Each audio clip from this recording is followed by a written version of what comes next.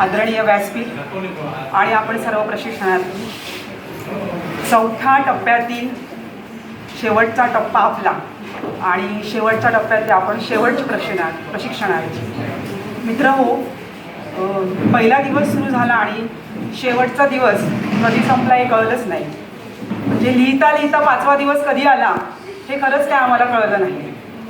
पण असो, आपल्या पुढच्या फौजेने किंवा पुढच्या बॅट्समनने चांगले रन्स काढल्यामुळे आपल्याला फारशी त्रास झाला नाही. पण विनोदाचा भाग सोडला तर खरंच प्रशिक्षणाची आपल्याला गरज आहे.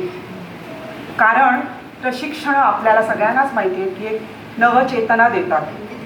आपण का असतं होतं आपलं की अनेक कामांच्या या सगळ्या गडबडीमध्ये आपल्या कामामध्ये, आपल्या कार्यामध्ये, अध्ययनाच्या कार्यामध्ये तोचपणा येऊन जातो. आता त्याची सगळी कारणं आपल्याला माहिती आहेत. पण कुठेतरी काचेवरची धूळ पुसली की काच स्वच्छ होते आणि पलीकडचं आपल्याला छान दिसतं. तशी प्रशिक्षण आहे जी आपल्याला आपल्या कार्यामध्ये आणखीन काय नाविन्य आणायचं आहे, आपल्याला काय करायचं आहे हे थोडंसं आपल्याला एक उजाळा देऊन जातात, नवचैतन्य देऊन जातात. तशीच हे 5 दिवसांचं प्रशिक्षण असं इतकं सुंदर होतं. मला खरंच ते खूप छान वाटलं आणि त्याची गरज वाटली. 100% विद्यार्थ्यांचा 100% विकास हा पॉझिटिव्ह थिंकिंग हा आपल्याला या प्रशिक्षणाने दिलेला आहे.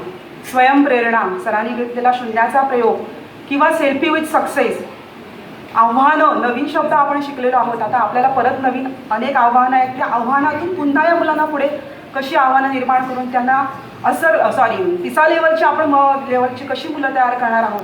खूप नवीन संकल्पना आपण शिकलेलो आहोत. आतापर्यंत आपण आपल्या कार्यक्रमाच्या, आपल्या गेट टुगेदरचे सेल्फी ठेवत होतो. आता आपल्याला थोडं पुढे जाऊन त्यातून पॉझिटिव्ह थिंकिंग घेऊन मुलांचे सेल्फी ठेवायचे आहेत. आणि जसं लोकरे मॅडमांनी सांगितलं की आंतरराष्ट्रीय दर्जाची शाळा निर्माण करणं फार थोडा वेळ जाईल त्याला, कदाचित तोपर्यंत आम्ही रिटायर पण होऊ. पण आंतरराष्ट्रीय दर्जाचं शिक्षण देण्याचा प्रयत्न आपण नक्कीच करू आणि करतो आहोत. खारेपाटणसारखी मी शाळा बघितलेली आहे की ज्या ठिकाणी आंतरराष्ट्रीय दर्जाचं शिक्षणही दिलं जातं आणि आंतरराष्ट्रीय दर्जाची शाळा पण आहेत. ती अशा म्हणजे एक खंत मात्र वाटली की पहिला दिवस खूप छान वाटला. म्हणजे छान चाललं होतं प्रशिक्षण, सगळे बेंच भरलेले होते. आमच्या